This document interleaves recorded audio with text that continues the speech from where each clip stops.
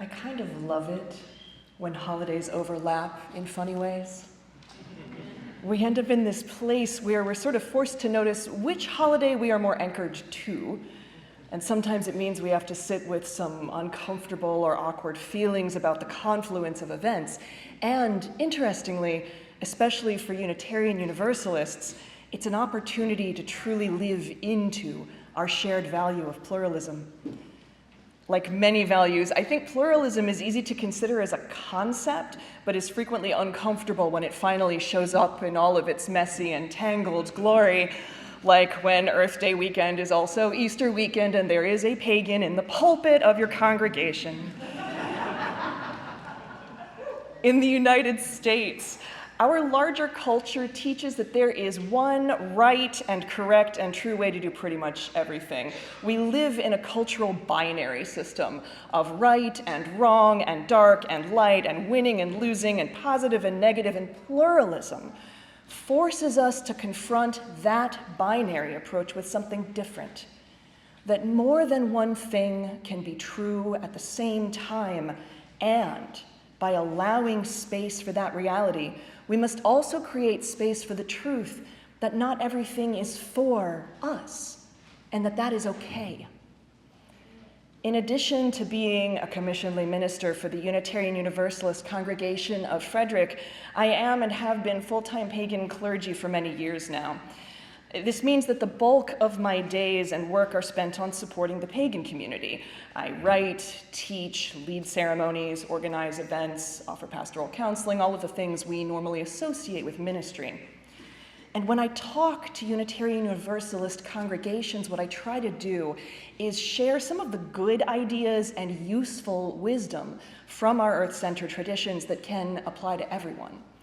And lived pluralism is something we do pretty well, largely because we've had to in order to survive.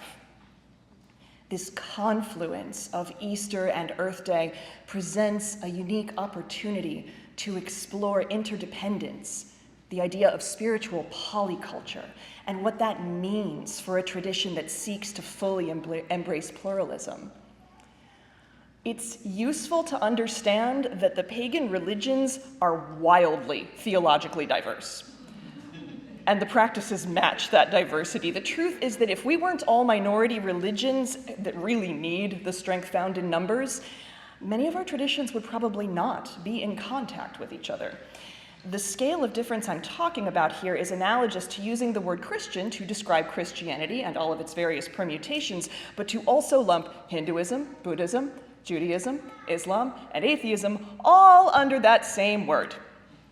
This is part of why when you ask a pagan a question about pagan religious practice, there is never just one answer. The religions that fall under the banner of paganism include animists who believe all the world is sacred and sentient, revivalists who are rebuilding the pre-Christian religions of the ancient world, like those found in Africa and Latin America, Greece, Ireland, and Norway, and who often have deeply reverent and devoted practices to the gods of those religions. Atheopagans who find meaning in the cycle of the seasons and in trying to live in best alignment with them, but do not worship deities.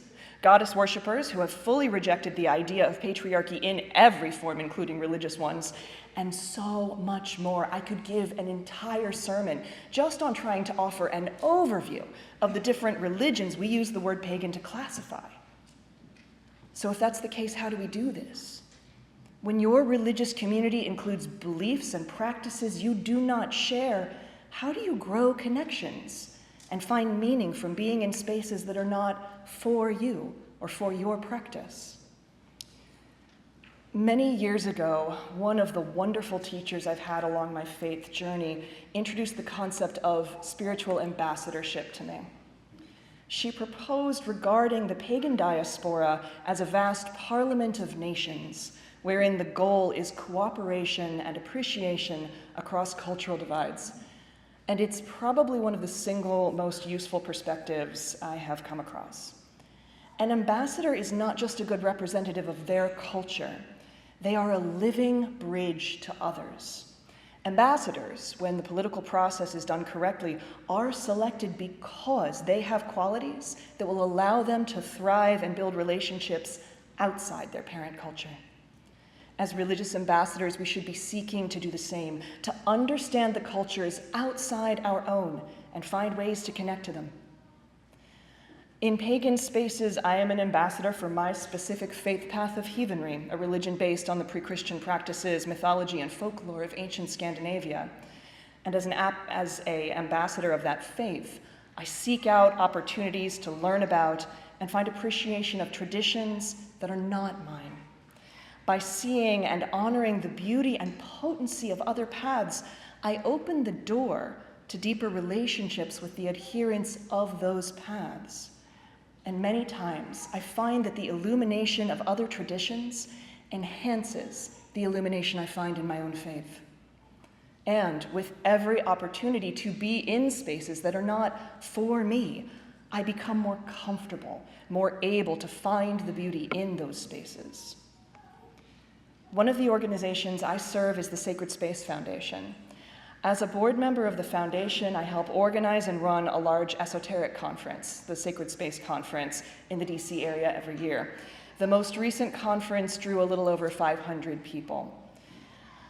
At the conference this year, there were quite a few offerings by the popular teachers of Celtic polytheism. These are the revival traditions and religions of the pre-Christian Celtic world. Now, Welsh polytheism is not my path. But at Sacred Space Conference, I made a point of attending ceremonies that are not in honor of the gods I serve or traditions I practice. I did this in order to be a good ambassador. I did it in order to better understand and appreciate my Celtic polytheist friends and community members. So I did not have a big transcendental experience at the ceremony for the Welsh goddess Ceridwen. It was beautiful. But it was not for me, it was for the other Celtic revivalists in the room. You know what I did enjoy, though? I could feel the other people in the room having meaningful experiences, and it was beautiful to be present when someone different from me was encountering the numinous in a way that works for them. I learned a little more about how Welsh polytheistic rituals can look. I learned a bit about how creativity and music are approached within that religious structure. I do not consider attending that ritual to have been a waste of my time. It was enriching and nourishing in ways that helped me be a better ambassador, that helped me live my value of pluralism. I encounter this same space of ambassadorship within UU services regularly. Not everything that happens on a Sunday is for me. In those moments, the question I'm asking myself are, what am I learning right now? What is beautiful in this moment? What is this teaching me about the other members of my community? And how can I better relate to them based on what I'm learning right now? I can appreciate the intent behind the sharing of something. I can learn from the complexity of context and of how that context supports greater understanding. And this includes points of personal discomfort. Like many pagans, I have mixed feelings about Christianity. Particularly as a member of a revivalist tradition, I am all too well aware that the violence and destruction of the Christian conversion is why my people have to rebuild a religion from shreds and fragments. And also, I am an ambassador. So when my congregation offers its Christmas Eve service, I attend and participate. I enjoy the illumination that other members of my community are experiencing. I'm reminded that beauty and meaning exist in forms that are not for me, but are no less valid due to being for others. I support the service because my congregation has made space for my traditions before, and I take joy in giving that same gift to the people who have been so very generous with me. So today, on a pluralist Sunday, where the return of life and hope after death and darkness is celebrated, and at the same time, when we remember to honor our sacred earth and the interdependent web of life of which we are a part, we are reminded that more than one thing can be true at the same time. We are reminded that a holiday or service or ceremony can be not for us and also have value and also be worth witnessing and supporting. This is the rich diversity of pluralism. Inspiration and connection rise from more than one deep well, and it is totally okay if you don't like the taste of the water from one of the wells. Keeping the water flowing is the important part. Tenderly supporting and caring for these many sources is a sacred part of true community care. The world is so hard right now, and the destructive power of division is being wielded against us, and whether we realize it or not, that discontent affects our communities, the traditions that gather under this roof. In our times together, we must choose the path of the ambassador. We must consciously choose and live the value of pluralism. We must choose to see the beauty and wisdom in each other's traditions while allowing for those traditions to not be for us. Paganism as a religious structure has been present in the United States since about the 1950s. It is many years later, we largely have survived by supporting each other's practices. This, too, is part of the interdependent web of life. Infinite variety is how an ecosystem thrives. On Earth Day, we honor our connection to the green and growing world and seek to live in greater harmony with nature. On Easter, we honor the triumph of life and hope after shadow and despair. Today, I invite you to remember that we are part of nature too. Our polyculture of spirit is simply one of the many manifestations of the variety of the web of life. As the world turns its face to springtime once more, the triumph of hope and illumination shines on the vast web of life of which we are a part. These are not separate systems. They are connected. They share the light. May we carry this illumination and connection as well. May we shine in our infinite, beautiful variety.